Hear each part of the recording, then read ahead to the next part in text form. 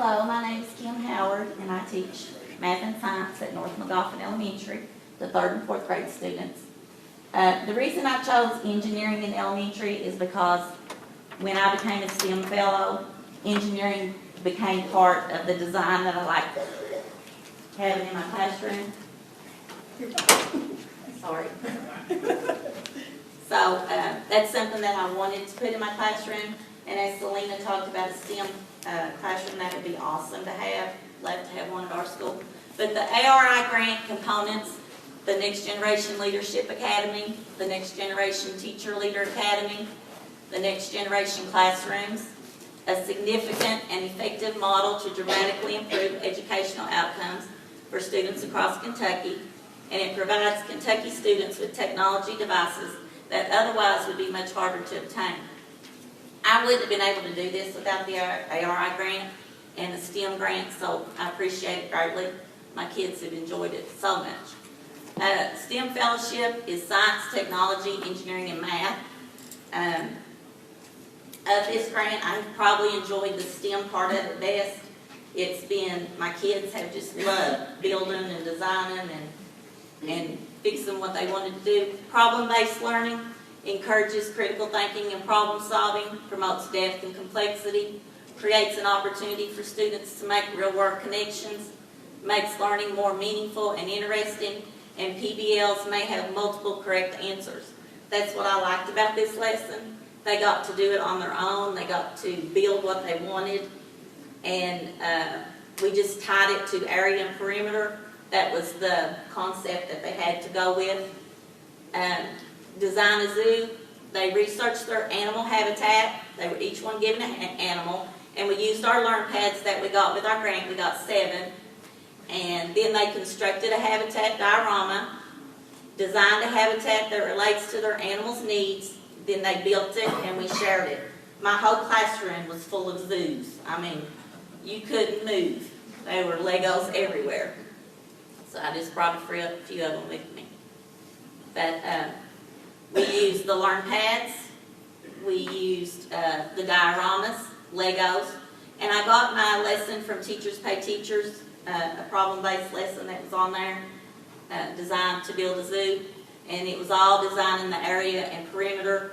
And after they built it, I first was going to design it for them, but with the math part of it, I let them decide how they wanted to do their area and perimeter. I let them build it, and then we did the area and perimeter.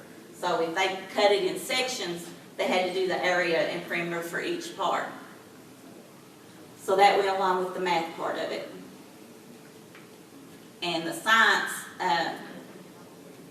they researched their habitats, they used the LearnPads, everything they did on the LearnPads, and I had 7, but our librarian, Ms. Tackett, she had 30, so I pulled hers so each one could have one of their own. I would like to have more or a different kind for each student, but we liked them real well. I received 7 LearnPads through the STEM Fellowship and ARI grants. That's why I got more, because I had both grants. The LearnPads are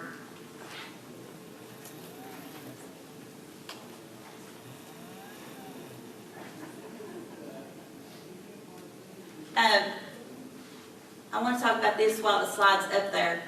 The DonorsChoose.org, when I got my LearnPads, I didn't really think about needing money for something else. And when we decided to do this, I needed Legos. So I went on DonorsChoose.org, which is an online organization that allows teachers to go and ask for stuff. And I applied for $500 worth of, around $500 of Legos and platforms, and my project got funded, and I got about 8,000 Legos. Ways to incorporate this activity into your classroom: whole group lesson, independent practice or homework, partner work, enrichment or remediation activity, and incorporate STEM lessons. But our LearnPads, you can, if I had the internet I could show you better, but like area and perimeter, all they do is scan it, QR code, and it sends it to them. anything that I want to do, it sends it to them, they do it, and they can send it back to me. So it all, and I can send so much to some and not to all. There was this activity that we did, design a zoo. They drew it out, did their area and perimeter. They love when you get the LearnPads out. The world they live in, these are some of our habitats. I only brought a few of them. This one was the polar bears.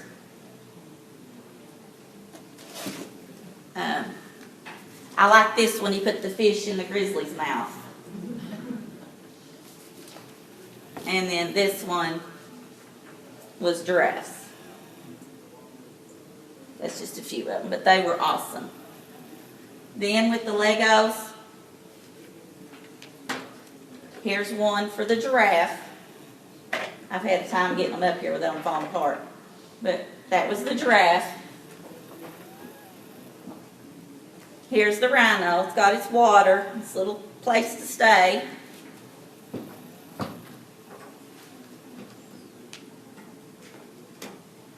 This one holds the zebras. As you can tell, a girl made that one.